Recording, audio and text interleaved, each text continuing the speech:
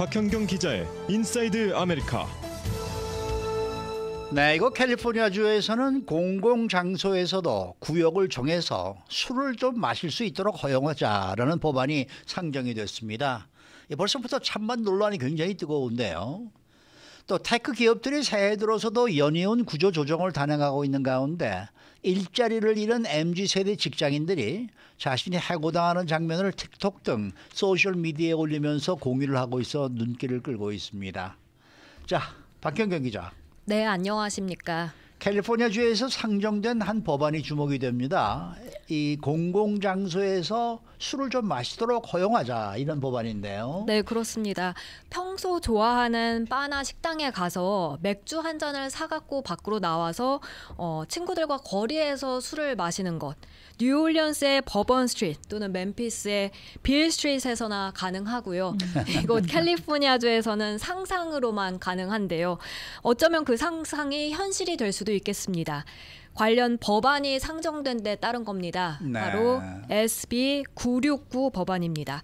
이 샌프란시스코를 지역구로 하는 스캇 위너 캘리포니아주 상원의원이 지난주에 이 법안을 발의했습니다. 그 한국 드라마 보면은요, 편의점 앞에 동그란 테이블에서 맞아요. 그 술 마시는 장면이 많이 나오는데 그걸 굉장히 부러워하더라고요. 여기는 절대로 안 되죠. 네, 절대로 안 되죠. 여기서는... 그래서 아마 거기서 차가 난 게 아닐까라는 생각이 드는데 법안 내용을 좀 구체적으로 알려주시면 좋겠습니다. 어느 장소 뭐 어떻게 되는 건지. 네, 정해진 구역에서만 일단 술을 마실 수 있습니다. 예. 법안은 시정부와 카운티 정부들이 성인들이 바나 레스토랑에서 제공하는 술을 공공 거리와 인도에서 마실 수 있는 구역을 지정하도록 허용한 겁니다.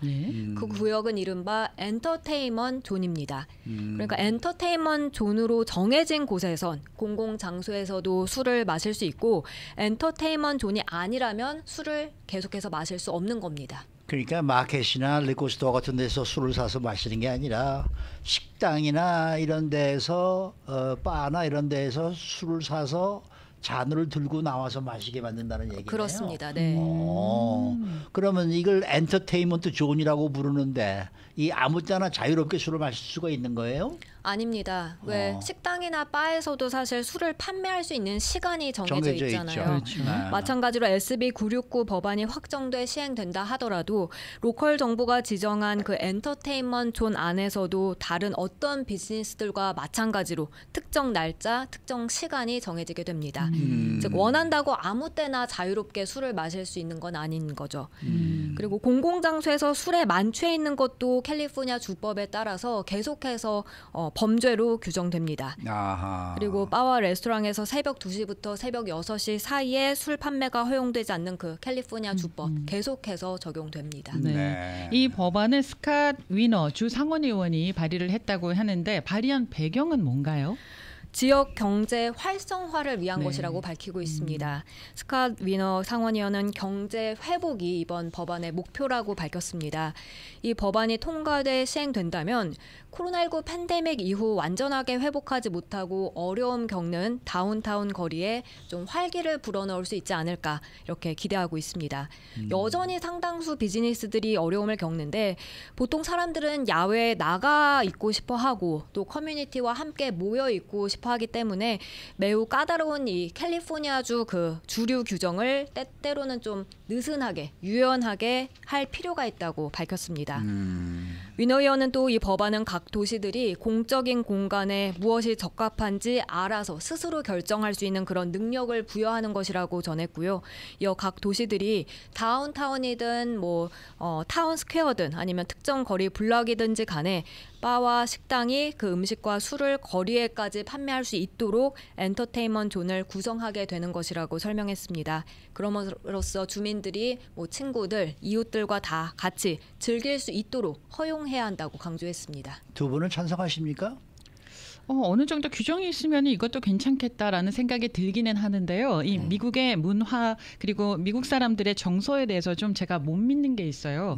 이렇게 이제 나와서 마시면은 노숙자들이 지나가다가 뭐 돈 좀 주십시오 뭐 좀 할 수도 있고 또 뭐 총기 사고가 날 수도 있고 이런 그 불미스러운 일이 생기지 않을까 하는 불안이 먼저 다가오거든요. 총기 사고는 그런 거 없어도 나잖아요. 그런 거 없어도 아는데 제가 왜 이런 예전보다는- 얘기를 하시는지 아시죠? 저는 찬성이니까. 네. 굉장히 낭만 있죠. 에이, 멋있잖아요. 네, 그 드라마에서 네. 편의점 앞에서 그 친구들끼리 어울려서 그 뭐 과자 하나 놓고 막 술 마시면서 한국은 얘기하고 그게 되잖아요. 그 그렇죠? 모습이 저도 굉장히 부럽거든요. 그런 모습만 나온다면은 why not? 저는 저희 라디오 코리아 앞에 그 이 잔디 광장에서 네. 하고 정말 뭐 옆에 그 술집이나 예를 들어서 음식점에서 이렇게 술을 들고 한잔 나와서 들고 한 잔 이렇게 나와서. 마시면서 얘기도 나누고 네. 말이죠. 잔디밭에 앉아서. 네. 그거 멋있잖아요. 그게 바로 미국이지 뭐. 이게 말이죠. 뭐 너무 그냥 그러니까. 네. 네.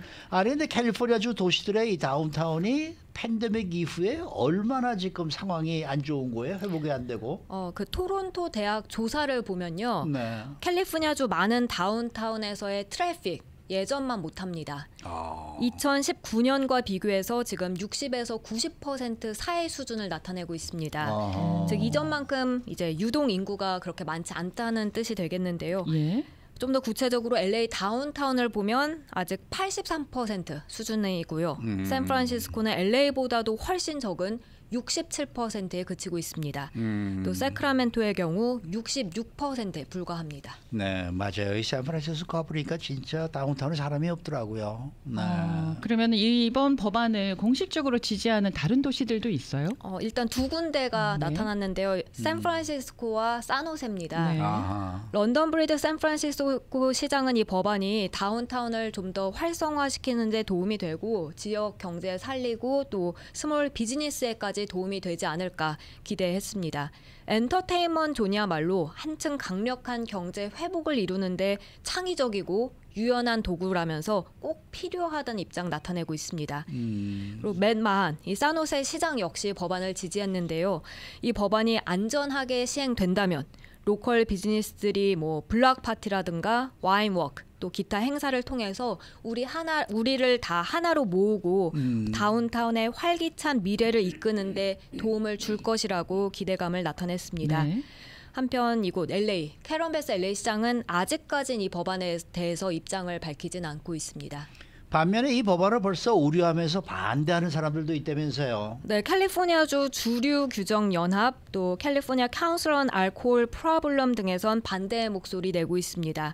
이들은 엔터테인먼트 존이 생겨도 21살 미만에서 좀 더 그러니까 술을 마실 수 있지 않을까, 좀 더 쉽게 네. 마시게 되지 않을까 걱정했고요.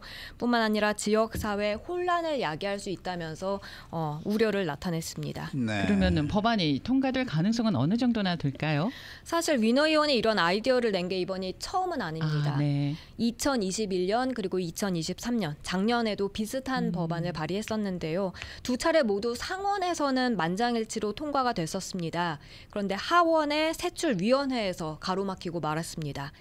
2022년엔 이 엔터테인먼트 존 조항을 불락시켰고요. 작년에는 이걸 좀 완화해서 규정을 이제 샌프란시스코 카운티로만 제한시켰습니다.